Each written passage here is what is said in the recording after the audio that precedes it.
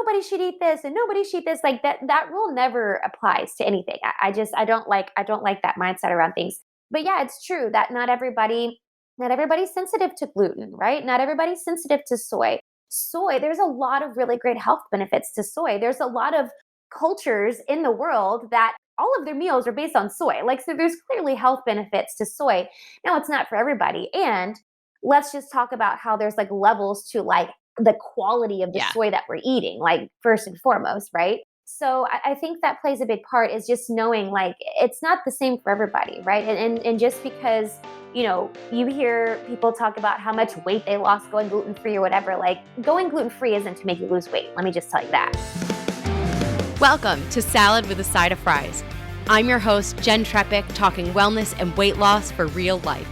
We're here to clear up the myths, misinformation, bad science, and marketing to teach you how to eat and how to cheat. Are you ready? I'm having salad with a side of fries. Hey friends, welcome back to another episode of Salad with a Side of Fries. I'm Jenn Trepeck, your host, of course, always here with you. And I'm really looking forward to today's conversation because it's combining two elements that we hear about all the time. One is, gut health, and the other is focusing on plants. And the truth is, it's more than just eating plants for gut health. So have you ever thought about maybe training your gut? I know. Let me introduce you to our featured guest. She's a certified holistic nutritionist, nutrition coach, functional diagnostic nutrition practitioner, and comprehensively certified Pilates instructor and founder of InBalance Studio. She specializes in plant-based nutrition through her own journey with a plant-focused diet and healing her digestion, immune system, and so much more.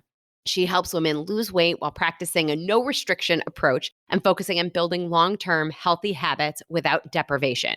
Sound familiar, everybody? Yeah, you get why we get along. So you may also recognize her from her podcast, Hopeful and Wholesome. So please help me welcome Hope Pedraza. Thanks, Jen. Thanks so much for having me. Yeah, officially welcome to Salad with a Side of Fries. Yes, thank you. Yeah, it's been a minute. And first of all, you guys, if you haven't heard it, check out Hopeful and Wholesome. The episode was December of 2021, featuring yours truly. Mm-hmm, yes. Shameless plug, but it was fun. Yeah, it was a good conversation. And we're going to continue it here. Totally. I love it. So we'll start with your story, but I don't want to interrupt you too many times. So let's tell our members what they're getting this week. So members, your recipe is for grilled cauliflower steaks with herb sauce. So a delicious plant-based entree, right? Perfect for the grill. You can change up your next barbecue this season. And the herb sauce, you could honestly use on just about anything. It's so delicious. So you'll get both of those recipes, the cauliflower steaks and the herb sauce. And since it's June, it's time for your quarterly live Q&A session. We're doing it as a one-on-one. So in this week's email, you'll have everything you need to find a time that's most convenient for you. And I can't wait to talk to you and hear your voice. So if you'd like to connect live, just you and me, I would love nothing more. And if you think this recipe sounds awesome, become a member. Here's what you do. Go to glow.fm/salad with a side of fries. For $10 a month, you get weekly recipes, a monthly article or tool, extra discounts from me and our partners, plus access to live Q&A sessions. Seriously, a total deal. When you take advantage of the full offerings, you're saving far more than that $10 cost. I always say this, a no-brainer way to show yourself that your health is a priority. And this membership supports this podcast and this community so we can continue bringing you new episodes and experts every week. So here's the deal. You go to glow.fm/salad with a side of fries, or just click the link in the show notes. That's even easier. Once you're there, you click support now, enter your email and payment method, click subscribe, and that's it. You're all set. You'll get this week's recipe for the grilled cauliflower steaks with herb sauce and details for your one-on-one live session. All right, Hope, take a minute. Tell us your story, of getting into Pilates and then nutrition. And I mentioned this in your bio, but you went plant-based 10 years ago, like before it was a thing. Yeah.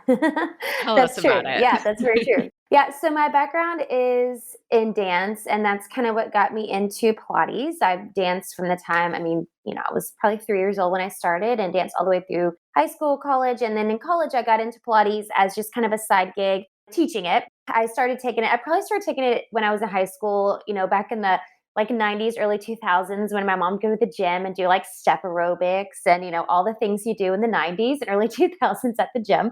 But Pilates is one of those. And so it kind of got me into, what Pilates felt like. And then as I got into college and really started diving into it, I loved the movement, the fluidity, the precision. I just loved all of it. And so I started teaching as just like a side gig when I was in college and just kept teaching it from there. In my mid-20s, I was presented with an opportunity to open a studio. I bought a failing yoga studio, and I just decided I would turn it into my own thing. I rebranded, made it a Pilates studio, and it just kind of, has grown from there. The nutrition piece really, I would like to say that it kind of started around the same time, but honestly, I think it started a long time ago because I had a really tumultuous relationship with food growing up. Like it was a torturous relationship. And you were a dancer, so you know how it is in Yep. the dance world when, for me, I'm short, petite, and not built like I use the air quotes, like your typical dancer with that long, tall, slender ballerina. And I wanted so badly to change my genetics. And so anyway, I just had this really tumultuous relationship with food. So my like initial like attraction to nutrition was very like obsessive compulsive. Like I could tell you every Yeah. calorie count of every food on the planet. Like it was very obsessive. By the way, I have chills as you say that. Yeah. So like, I feel you, Yeah, yeah, yeah. Yeah. And so I think, it really lasted into college and out of college. And at some point after college, I grew up with really bad digestive issues, which of course it's all related, it's all related. I was in and Yep. out of doctors when I was a kid, had a ton of colonoscopies before I was, 16 or 17. And when I got older, I decided I wanted, kind of educate myself in nutrition. And so I got a bunch of books and started reading. And that was really where my plant-based journey started. And so I decided I read a couple books, and I'm one of those people, like, if I'm going to do something, I'm just going to do it. And so I was like, okay, tomorrow I'm going to be vegan, and literally just went cold turkey. Like, I'm just going to do it. And I don't, not necessarily recommend doing it that way. But for me, it was just like, if that's what I'm going to do, I'm just going to do it. And so initially, and I was kind of, my perspective on food and nutrition was changing a little bit at that time because I was thinking more in terms of like health, because I was getting sick all the time. My digestive system was still just a wreck. My allergies were terrible. My skin, like there's so many things. And so I decided to go plant-based. And I mean, honestly, it was probably a couple weeks in when I was like, I started kind of feeling difference, like, okay, like my body feels a little different. And then sometime later, it kind of clicked where it's like, okay, like, oh, well, food really is affecting like my health. Huh, imagine that, So Right. I just stuck with it. It worked for me, and I felt good. My digestive system was like, I mean, like, especially now. I mean, like you said, it's probably been, I don't know, 10, 11 years by now, but it's been a while, and I can totally tell a difference in, 10 years ago, my health, which, a lot of like mental, emotional stuff happened around that time too. I was going through divorce and stuff. So I know that obviously plays a part into things, but just knowing how like my immune system and my gut, like so many things have been affected by it. And so that's kind of the approach I take to my clients, where I'm not teaching them to be plant-based. I'm not even encouraging them to be plant-based. It's really what, like you mentioned before, but the term I like to use is plant-focused, because it's just putting the focus on plants and using that as like the foundation of like your meals. Yeah. And I love what you said too of like, it even took a couple weeks, and a couple weeks is actually relatively fast, Mm, but a couple weeks to notice. And yes. I think so often, sometimes in air quotes, we try something Hmm. and then like 10 minutes later, we're like, Yeah. I feel the Didn't same, work. you Didn't know? work. Right. Yep. Or even, but a couple weeks is actually pretty quick to Yeah, notice a for difference. sure. And then you also said, even a year later, really noticing, and 10 years later, really noticing. Mhm. For sure, Yeah. for sure, yeah. Yeah, and I could really tell for me too, like when I live in San Antonio, and I'm not originally from San Antonio. When I first moved here, if anybody knows anything about South Texas, the allergens are like horrendous. Like it's ridiculous. And we all know, when the cedar starts, it's just terrible. So when I first moved here, my first couple years here were terrible. Like I was sick. I felt like I was sick all the time. My allergies were terrible. And I kind of like grown out of a lot of the allergies I grew up with, because I Yep. grew up with bad allergies. Hello, like gut health. But anyway, and so after changing my diet when I went plant based, I mean, that was probably the first thing that I noticed. And that was kind of the quick thing. Like a couple weeks later, I'm like, like I'm not sniffly right now. Like, and then when like cedar season came back the next year, I'm like, holy crap, like, oh wow, like this really worked, you know? I remember the same thing because it was like I didn't even notice until I realized everybody else around me was Mm-hmm. complaining about allergies, and then I was like, "Oh, yeah, Yeah. my allergies haven't been bothering me." Right. But it's like it takes that sort of, Mm-hmm. like, reminder Mm-hmm. around us. Yep. So we're focusing today on, training our gut, and we talk about it all the time, but I'd love to hear how you explain, you mentioned allergies, you mentioned your skin, but, like, how do you explain the importance of gut health? Yeah, yeah. I mean, really and truly, gut health is everything. I mean, it really is everything. 80% of your immune system lives in your gut. And so it affects everything. Virtually every hormone in your body is somehow either produced or somehow affected by your gut and your gut microbiome. And so literally your whole body is affected by your gut. So your gut health is everything. And so, with the ladies that I work with, they're dealing with a lot of different things, different autoimmune issues, a lot of them have different hormonal issues. And before I look at anything, the hormone labs and everything they're important and they're helpful, but it's not going to mean anything if you don't know what's going on in your gut. Like the gut is always the first place that I look and see what the bacteria is looking like, the balance of good and bad bacteria, if there's any parasites or pathogens, which actually about 80% of us live with parasites. So most of us have some sort of parasitic thing going on in the gut. But just seeing what's going on in the gut really is an insight into what's going on into your entire body.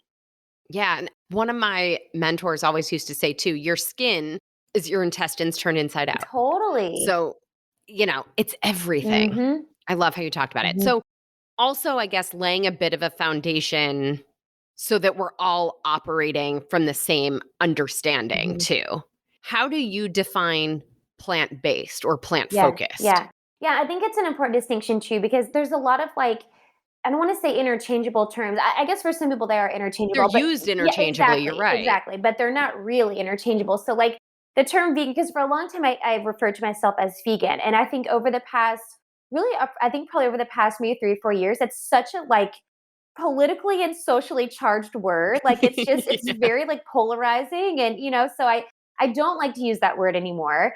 Plant based is a little more inclusive and a little less restrictive, and I like to use the word plant focused because I feel like that's like the least restrictive version. Because again, like me you too. mentioned this in the intro, I am like anti-restrictive anything, and I don't want people to feel too restricted because we all know when we feel restricted, we're not going to stick with something. And so I like to use the word plant focused because again, I'm not teaching people how to eat vegan or how to be plant based. It's really just putting the focus on plants. So whereas plant based is eating, whole foods plant based, it's no animal products. Plant focused allows for a little more leniency. So if you want to throw in meat and fish or eggs or whatever, then you have the flexibility to throw that in, but your focus is still on plants. And with my clients, I like to have like let's have some meals throughout the week that are just plant based. You don't have to eat plant based every day, but there's a lot of really easy swaps that you can make to make even just one meal a day plant based. And so you're just cutting back, not putting the focus on the animal based products, whatever it is, and then putting the focus on plants. Because for me, because we're relating plants to gut health, it's all about the fiber for me. So when the fiber is broken down into your body, it's broken down into short chain fatty acids. And this is where like magic happens with the plants because this is what helps build a healthy mucosal barrier, the healthy gut lining. It helps the good bacteria to proliferate. Like this is where all the good things happen. It's from the fiber and the fruits, the veggies, the nuts, the seeds, the legumes, all those things. So that's where the focus is coming from. And then adding in, some good quality like animal-based products is, you can add it in wherever you want. Yeah. And you started to go into it, like the short chain fatty acids from fiber is so critical, Hmm.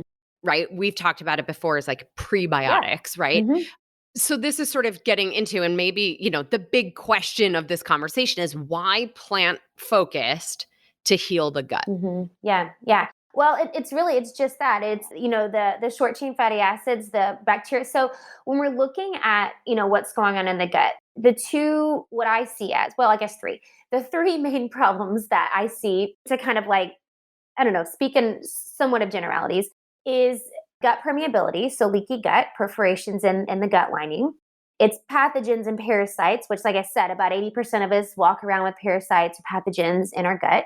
And it's the dysbiosis, it's the imbalance of the good and the bad bacteria. And so addressing those three things is really what helps heal the gut and promotes, a healthy gut microbiome. And I think all of those things can be addressed with plants. And I'm not saying plants is going to fix everything, because there's obviously more to, there's like a more complex protocol and you're looking at like all of those things. But the plants really do help with the healing process, because like I said, when the fiber is broken down, the short chain fatty acids helps promote that healthy gut lining, so it can help repair the leaky gut. It also serves as food for the good bacteria, so you're helping balance out any dysbiosis or any imbalance in the gut bacteria, kind of weeding out the bad, feeding the good, right? And so that's really where the healing comes from. And then of course too, you have all the anti-inflammatory properties, the antioxidants, all that's helping with overall inflammation, because chances are you've got the permeability in your gut, you've got the pathogens or whatever, and you've got some inflammation going on in your gut. So anything to help with the inflammation is going to be helping with the healing process. Yeah, you kind of touch on everything, even the inflammation and all these pieces. And I think the other interesting piece too is, maybe I'm jumping the gun and bringing this up, but my head went there. So we're going to go with it. Mhm. Like with the idea of plant focused, or even trying to work our way away from the animal products, so many things end up with soy and gluten. Mhm. And then everybody gets these messages about like, you know, don't have those things Yeah, either. But yeah. I think, those aren't necessarily detrimental for everybody. Yeah, no, for sure, for sure. And I think that's important to bring up too, is because I really hate that that whole like, I hate that so much. And really, it's around anything that's like nobody should eat this and nobody should eat this. Like that rule never applies to anything. I don't like that mindset around things. But yeah, it's true that not everybody's sensitive to gluten, right? Not everybody's sensitive to soy. Soy, there's a lot of really great health benefits to soy. There's a lot of cultures in the world that all of their meals are based on soy. Like, so there's clearly health benefits to soy. Now, it's not for everybody. And let's just talk about how there's like levels to like the quality of the Yeah, soy that we're eating, like first and foremost, right? So I think that plays a big part, is just knowing like it's not the same for everybody, right? And just because you hear people talk about how much weight they lost going gluten free or whatever, like going gluten free isn't to make you lose weight. Let me just tell you that. So, it's not the same for everybody. Everybody's gut is different. Now, are there some people who should eat gluten? Absolutely. Are there some people who shouldn't eat soy? For sure. And some people are sensitive to it, but it's important to know what's right for you and not just do it because everybody else is doing it, or because you heard, oh, I shouldn't be eating, this. Yeah. totally. Hmm. And, sort of connected to the soy thing, again, going back to the quality of our soy. And you mentioned this before too about, our hormones Hmm. being so connected Hmm. to our gut health. And it's funny, this actually came up even a few weeks ago with one of my clients about estrogen Hmm. dominance. So between estrogen dominance and like, the DHEA cortisol ratio, like talk to us about how focusing on gut health and plants can help address this hormone Yeah, piece. yeah. Well, like I mentioned before, there's so many. I mean, I would say almost every hormone in your body is somehow linked to your gut, whether it's produced there, there's enzymes that come from your gut to help make these hormones, all of those things. So a lot of it starts in your gut. So the link between your gut health and your hormone health is undeniable. Like it's a fact. Like it's related. And that's why I said before, like, I do like to run like hormone panels on my clients, but I always want to look at the gut health stuff first. And I never want to look at one without the other. Like, I really think you need both, because yeah, there is going to be some things I want to look at with like your cortisol levels and your cortisol patterns and estrogen levels and all, your steroid hormones. But if you're not seeing what's going on in the gut, you're not really going to see the full picture, because it's important to look at, is there dysbiosis, right? Is there an imbalance of gut and gut bacteria? Are there like intestinal health markers that are affecting your immune system? Are there intestinal health markers that are showing that it's affecting your thyroid, which is connected to your adrenals? Like it's all connected. So you really do have to look at the full picture to see what's going on. And I really believe that you cannot heal your imbalanced hormone levels or imbalanced hormone, your hormone deficiencies, imbalances, whatever, without addressing the gut. Like you really have to address both. Yeah, and I think, not everybody necessarily has access to an FDN, a functional diagnostic Mhm. nutrition practitioner. What might somebody be experiencing that could lead them to the doctor to say, can you look at these specific Yeah, things? Can we look at the microbiome? yeah, Can we look at, a yeah. better hormone panel than just a simple blood Right, test? right. Yeah. Yeah. And honestly, it's like Any symptom under the sun. It's like there's not Yeah. really a great answer to that because there's so many overlapping symptoms, right? Like, I mean, low energy is a huge one, right? Low energy, fatigue, like chronic fatigue, brain fog, headaches, migraines, bloating, gas, constipation, low libido, PMS symptoms like extreme PMS symptoms, irregular periods. You're looking at like poor memory, things like if you have occasional diarrhea, like occasional diarrhea and constipation, people think because it's quote occasional, like, oh, that's normal. It's not. It's really not. Like occasional diarrhea and constipation is not normal. Common, yes, but definitely not normal. And a big thing that I always hear from my clients is they always say, like, I just don't feel like myself. And I feel like that really sums it up so well, is because that's when you know something is off. And you're like, I just don't feel like myself. I don't have the energy I want. I don't have the vitality I want. I know something is off. When something is off, 99, I don't like to say 100% of the time, 99.9% of the time, there is something going on in your gut that needs to be addressed. Yeah, I love it. And I want to shift into a bit of like the how we do this after a quick message from our partner for this episode, DNA Miracles. Because every child is a miracle. DNA Miracles provides the highest quality body and wellness products designed for babies, children, and expectant mothers. All products are gentle, easy to use, and 100% effective when used as directed. DNA Miracles partner with leading health professionals and scientists who follow the highest standards in ingredient selection to create the most effective skin, hair, and health solutions. As natural as possible, DNA Miracles is the best and safest option on the market for you and your little miracle. From expert pediatricians to real family testimonials, everyone has fallen in love with DNA Miracles. So today, in focusing on gut health, I must talk to you about the DNA Miracles chewable probiotics. So there's a lot of probiotics on the market for kids. I think it's important to know the probiotic supplement you're giving your child and know that it will work for their digestive health and their immune health needs. So quality probiotics for children deliver effective strains of helpful bacteria to your child's digestive system. The best probiotics for kids also ensure that the helpful bacteria are protected before use.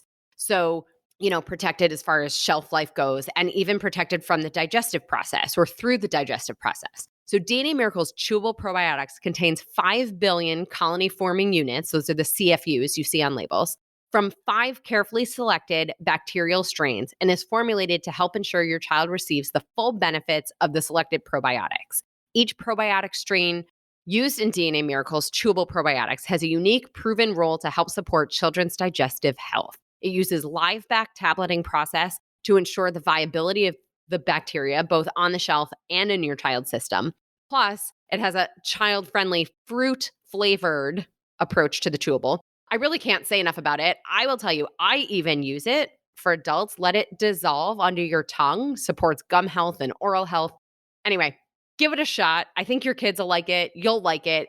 For only $33.95, plus you get 10% off and free shipping. You really have nothing to lose. So text the word miracles, MIRACLES, to 844-947-4846. You'll receive the link and coupon code right to your phone. You get 10% off and free shipping. Again, simply text the word miracles to 844-947-4846. This is a toll-free number. Standard text and data rates may apply. All right, Hope. So we made the case, I think, for why we want to shift to more plants and, this approach to nutrition, for our gut health. But I think it's about how we do it. Mm-hmm. Right. And where do we even start? Because like you said in your own story, you're like, I made a decision. The next day was totally different. Right. But realistically, how can all of us start to do this? Yeah, no, that's a good question. And I really don't recommend doing it like that because for the majority of people, it's not really a sustainable way to do it. It really is easier than you think. And I don't want to make it sound like oversimplified, but it really is easier than you think because it's not about being 100% plant-based. It's really just figuring out how to make some simple swaps. I always find that with my clients, the easiest meal to make plant-based is breakfast. And so if their goal is to let me make, one meal a day plant-based or even just like a few meals a week plant-based, breakfast is typically the easiest way to start, right? You can switch your regular yogurt to like a cashew-based or a coconut-based yogurt, right? You can make a smoothie with a plant-based protein powder. Like I just feel like there's a lot of options there to make things plant-based. You're just staying away from, the meat or the eggs or whatever. Making a scrambled Mm-hmm. tofu if soy is something that you could eat, obviously like a non-GMO organic tofu. But really it's just learning how to make different swaps with. So another thing I have them do is if they want to kind of make swaps to what they're already used to cooking at home. So I tell them, okay, bring me like, 2 or 3 of your favorite things that you want to make at home. Let's look at those and figure out how to make it plant-based because there's always a way. Like, for example, if something quick and easy like tacos, right? Instead of the ground meat, let's make like a ground quote, air quotes, meat with lentils. Lentils are always my go-to for meat replacement. You can use it in a spaghetti sauce, like anywhere that there's meat, make your lentils or mung beans. You can kind of mush them up and make it like a meaty flavor. But it's really just making swaps here and there. And then it's looking at your plate a little bit different where the protein isn't the main part of the plate, but it's the veggies, it's the plant-based part of your plate. That's the main focus of the plate. It's just making little swaps and kind of shifting it. For a lot of people, it is sort of, a bit of a mindset shift on what your plate looks like because especially honestly, in Western society, but like definitely American cultures, like it's very meat centric. Like our society Yeah. in America is very meat centric, and it's not the case in a lot of other cultures. Most other, like if you look at like the healthier cultures, like the people who are the healthiest in the world, it's not meat centric at all. And so it's just a little bit of a shift from what we're like societally been told, been taught over the years of what the, ideal plate looks like or whatever. So it's just a little bit of a shift. Yeah. And I love what you were saying about choosing one meal Yeah. and just start with that one Yeah. meal.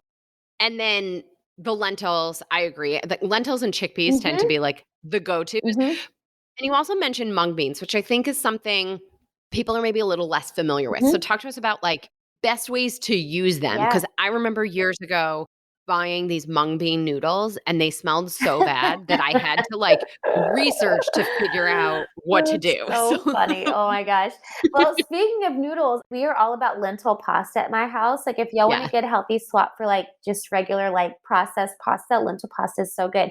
But no, mung beans are really good. And I started using these, I want to say it was probably back like in the early parts of the shutdown where it's like, you're like, what else can we do at home? Like, let's try some new recipes. And I started buying mung beans. And for me, where I live, it's really hard to find for some reason. Our grocery stores don't usually carry them all the time. So I usually just get them on Amazon. But mung beans are super high in protein and iron. Really, I feel like mung beans and lentils are like the best two legumes out there in terms of like quality protein, digestibility. I know legumes can give people some trouble. Lentils and mung beans really are digested really well, super high in protein and fiber and iron, which I know for some people it's like, that's the question why, like, where do you get your iron, right? Well, legumes have iron, so there you go. But anyway, mung beans are a really great way just to replace that meat. Like the other night, speaking of mung beans, this literally happened just a few nights ago. I made some sloppy joes for the family and I wanted to get rid of the last bit of my mung beans. It was like, my husband was like, this is the best thing you've ever made with mung beans. Like I use it in sloppy joes. I made burger patties out of them the other day. So it really is interchangeable with any other like legume you would use, but they're just super high in protein and fiber. And the texture is really good where it's like when I made the burgers the other day, that was my husband's favorite burgers that I made was with the mung beans because it's got like a meatier flavor and it doesn't have like, when you eat Hmm. black beans, it's like, they taste like beans, and so the mung Right. beans just have a little bit more of a meatier flavor that my husband really likes. So kid and husband approved. Right.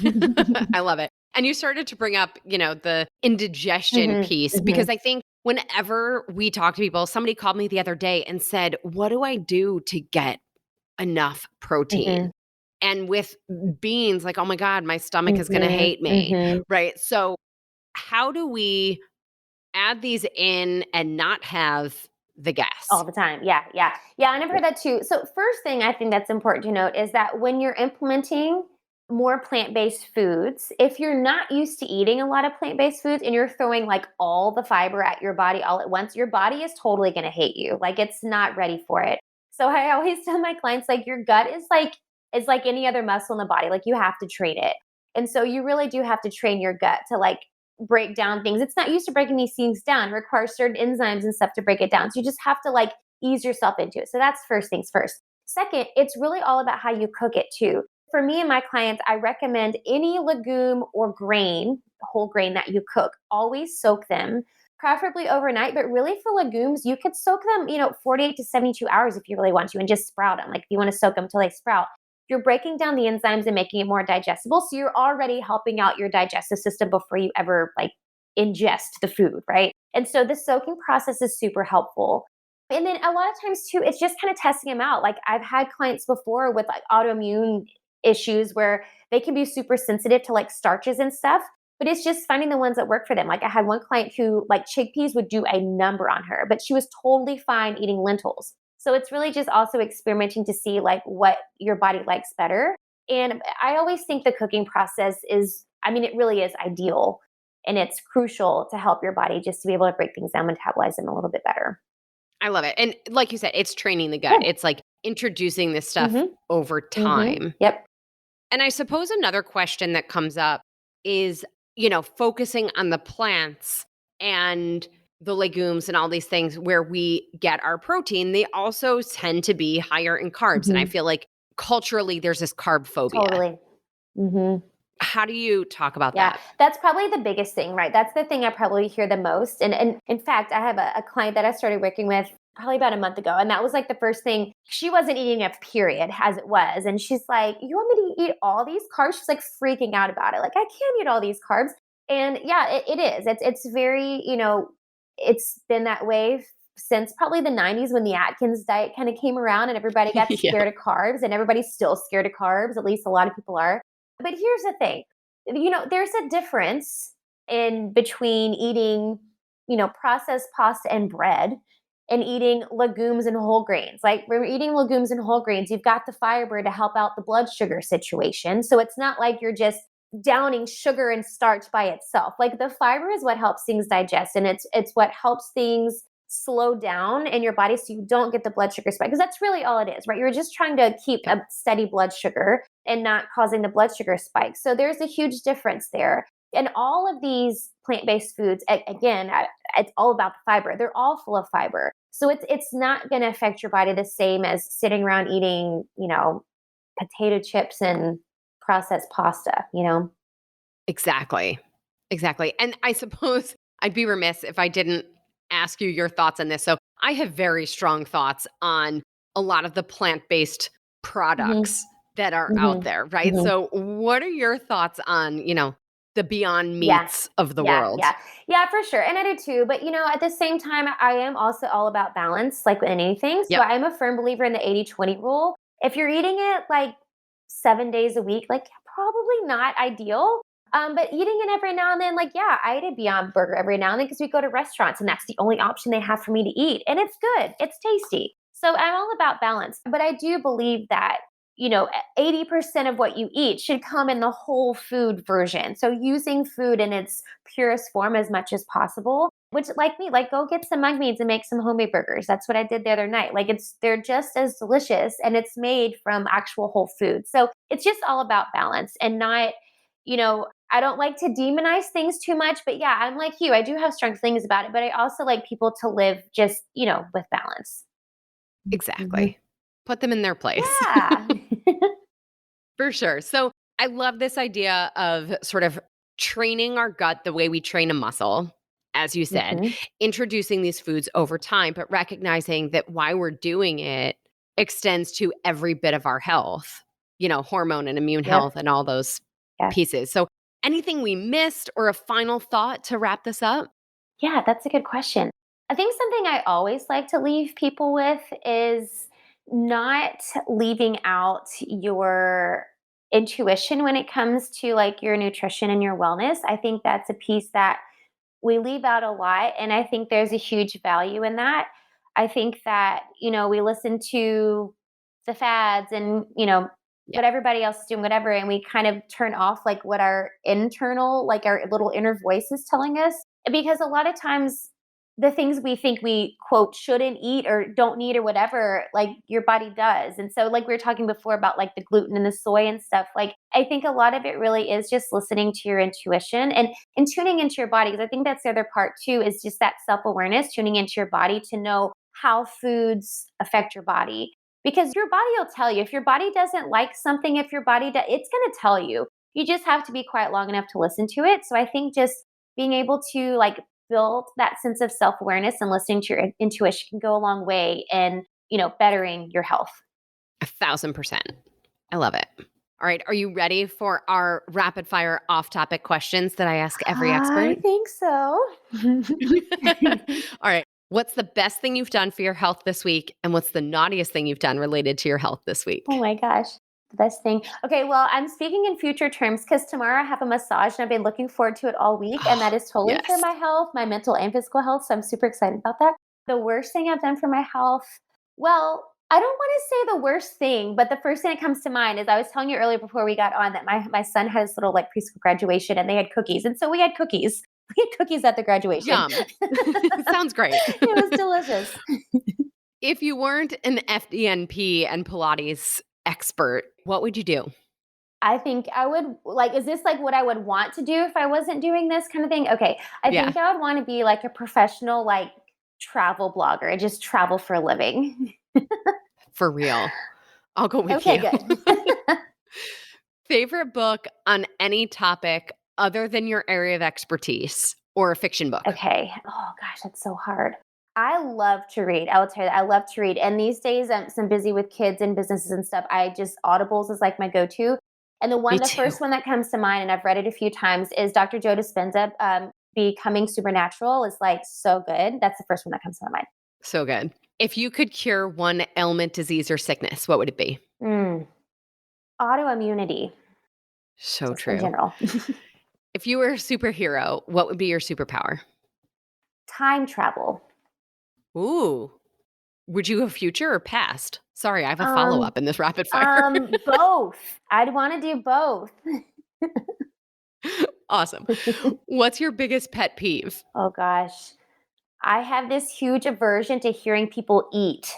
I can't, The chewing. yes, the Yeah. chewing and the crunching, it grinds on my nerves.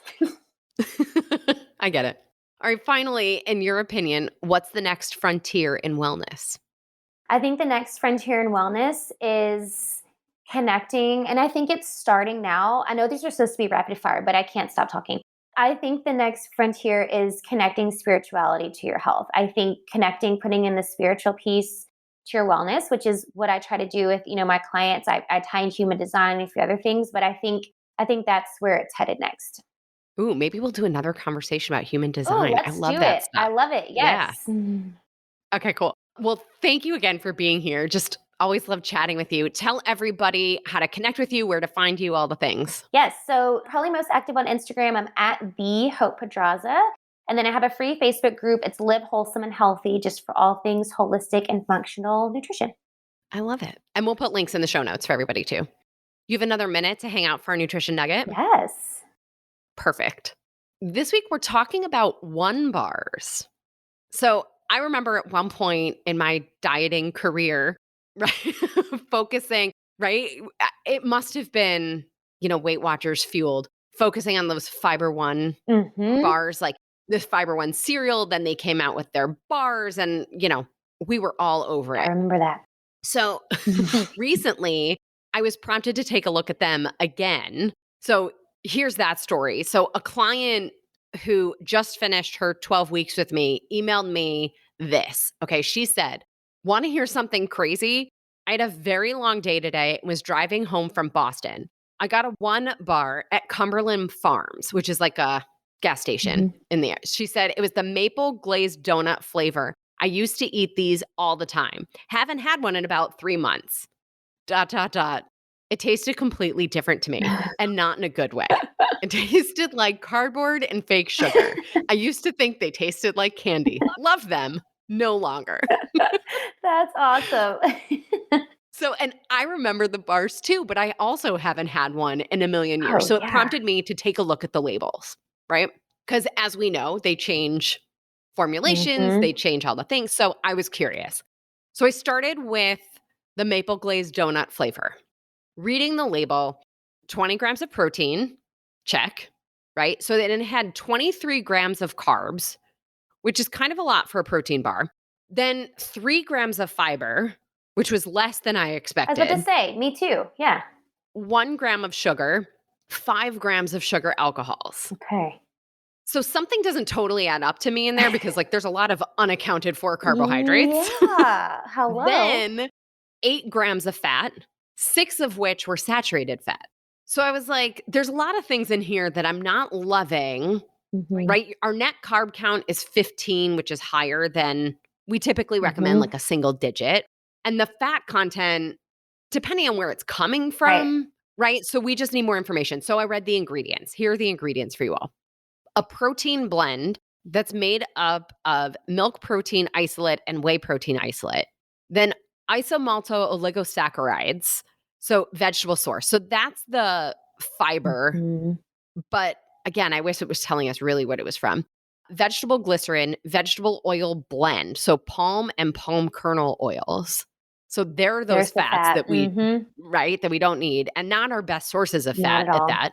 Polydextrose, maltitol, sunflower seed butter, natural flavors, maltodextrin, soy lecithin, sea salt, non-fat dry milk, whey protein concentrate, sunflower oil, tapioca starch, distilled monoglycerides, sucralose, and calcium carbonate.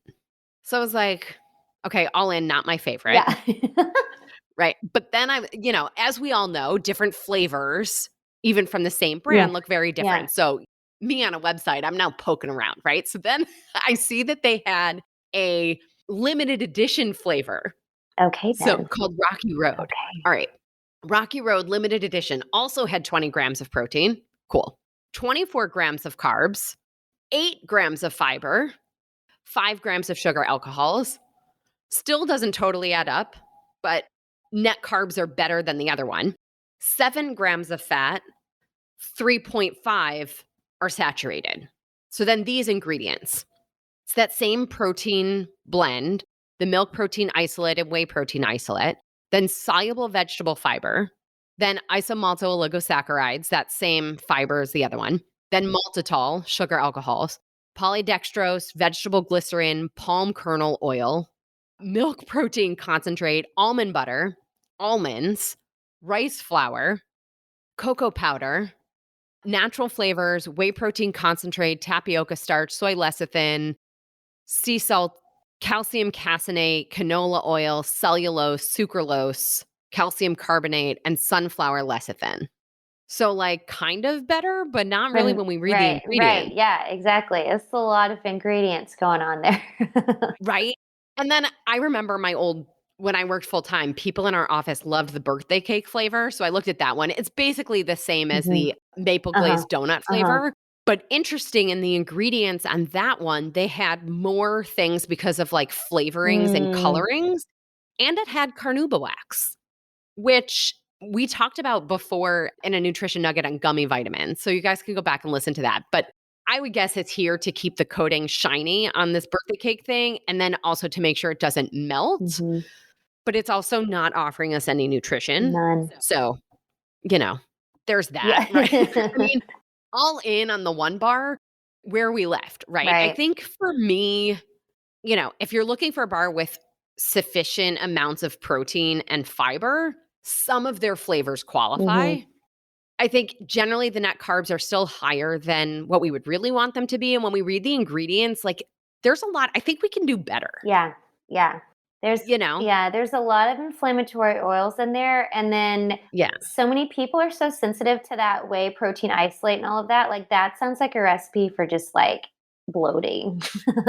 Right. Mm. And what's interesting is, like, I should do a nutrition nugget on this. Like, whey protein isolate does not have lactose, but whey protein and like the milk protein Right. concentrate and those all have lactose. So, like, what's creating the reaction for people is, Mhm. Mhm. anybody's guess on that Mhm. list of Yep. ingredients, Yep. you Right. know?